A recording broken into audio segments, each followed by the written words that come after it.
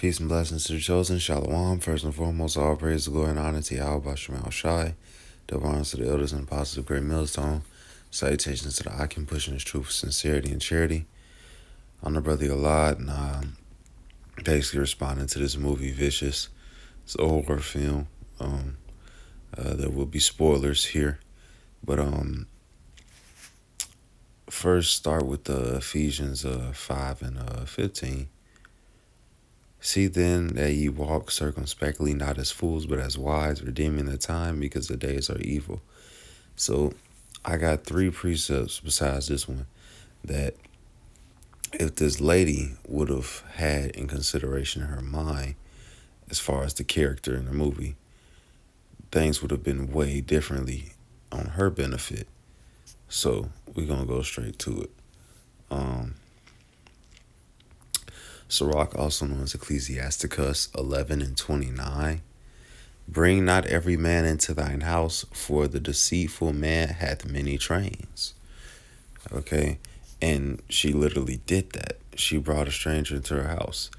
And generally, the essential point of this movie is that there's some kind of curse going around. And it's in a box. And the lady has the box in that bag, right? And they keep passing it on by going out in the middle of the street and giving the box to the next person and hoping that somebody will open their door and welcome them inside. Now, that would have completely changed the course right there. If she never welcomed that lady inside. See, you have to be in the mind of circumspect, the mentality of knowing that there's danger around the corner with any potential move. And she, the main character, thinking that this old lady is not a threat. She's frail, she's old, maybe senile. She's not a threat. Let me go help the old lady. And you trying to be nice is defined in etymology as foolish, ignorant, frivolous, senseless. So frivolous does go into being like friendly, but giddy, flippant, as far as I would say as a man, friendly in new terms. Frivolous could mean something different originally. But generally, nice means ignorant, unaware. So you trying to be nice is foolish. You opening your doors to a stranger, and then look at what happened, right? And then you have the situation where the people who didn't open their doors and ignored and minded their business, they didn't get caught up in the evils that pursued with those that were trying to be nice. Right, so Sirach 29 and 7, it says, many therefore have refused to lend for other men's ill dealing, fearing to be defrauded. So yeah, deceitful men have many trains, and those characters that was passing on the curse, they didn't want to be there. They didn't want to have to pass that thing on, but it was simply the plot and the force of the situation that made them have to, endanger other people's lives. To flee from the fire. But yeah, each time they brought the box in, they didn't seem like they was intentionally trying to hurt somebody, but guess what, it just happened anyway. They didn't want to pass that on. So, that's just another thing to be careful of. Sirach 12 and 1. When thou wilt do good, know to whom thou doest it, so shalt thou be thanked for thy benefits. Do good to the godly man, and thou shalt find a recompense. And if not from him, yet from the Most High, Yahweh. Right? So if you want to do good, if you want to be generous and kind, you do good to the godly man. It say help not a sinner. You don't know that person in the middle of the street going door to door, knocking and, screaming for help. Generally, shit. If anything, call the police. But don't be opening your doors. Oh yeah, come inside. You want some tea? Here you go. And then she opened this box on you and like, yeah, I'm sorry, I had to pass this on to you. You cooked, by the way. This thing gonna terrorize you for the rest of the night, and then you gotta pass the box on. Like that's crazy. That's madness. And but generally, yeah, if she would have followed them three Sirach scriptures as far as being careful who you let into your house, and that could be your physical house or simply just who you let around you in your circle, who you let around you, and strangers don't need to know much about you. All right, we gotta walk circumspect. We in the days of these devils having the technology and the power to do certain things, and you don't want them to have a extra step against you by the way of a stranger. You see what I'm saying? Let me get that.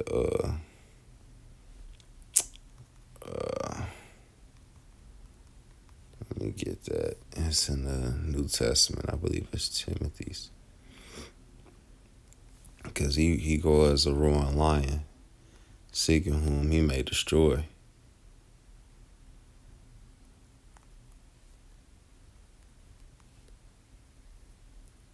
Bear with me while I try to get it. 1 Peter 5:8. Be sober, be vigilant, and sober means to be sober-minded, right? To be in the mentality of being locked in the mentality of having a focus instead of overly distracted by the follies and the cares of this life and the distractions of this world. It says be vigilant, right? Be watching, because your adversary, the devil, is a roaring lion, walketh about seeking whom he may devour. So you got all kinds of traps out here, all kinds of things to be weary of, or to be aware of, right? So yeah, no, that's generally the point. A lot of Jake ain't really into horror films. Not all things for all men, like the scriptures say, but it's things that can be learned from these movies, and it's obvious mistakes that some of these characters make, but it's only for the sake of the plot and the sake of having the movie. Period. But even like the scriptures say, the things that are written before time, written for our learning, and that's really applying to these scriptures. But as far as things that are presented in front of you, use them. Romans 15:4 says, "For whatsoever things were written aforetime were written for our learning, that we through patience and comfort of the scriptures might have hope." See, the comfort of the scriptures. And that's what this is mainly talking about, the things written in the scriptures aforetime.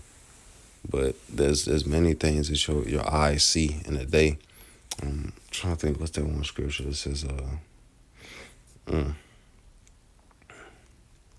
me see. It's in the Apocrypha.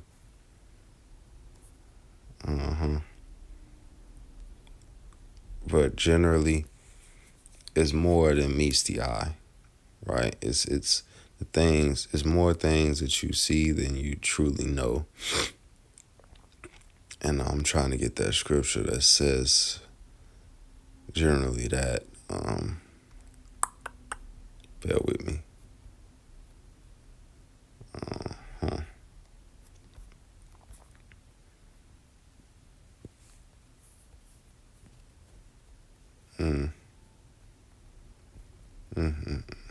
What is it?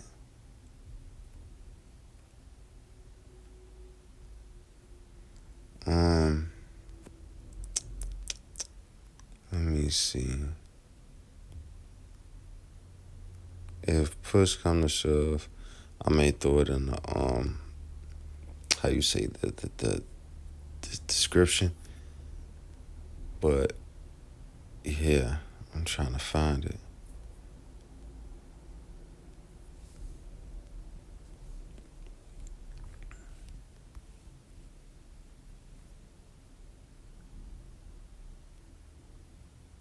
Mm.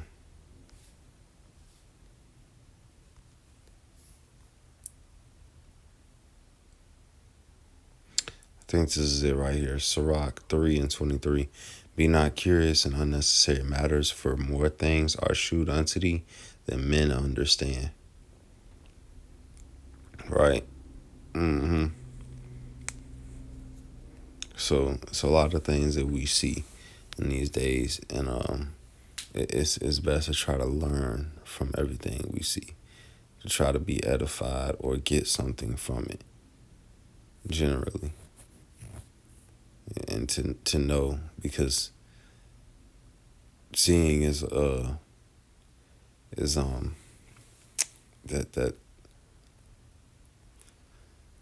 yeah, seeing helps. Seeing, some people are visual learners. I'll say that, none the least. And that's why the Lord, he's so raw. He set up certain punishments as far as openly and rebuking openly that others may see. It talks about is it others? Let me see. It may be rebuke openly, but there's generally certain things that need to be seen so that other people can know. Oh no, don't do that. You see what happened to them, right? Let me see. I probably went right back. Yep, yep. I went right over it. 1 Timothy 5:20. Them that see and rebuke before all, that others also may fear. Right. So some things we just have to see or hear. Some people are auditory learners, but having things in the open can be edifying. And generally, you like I said, just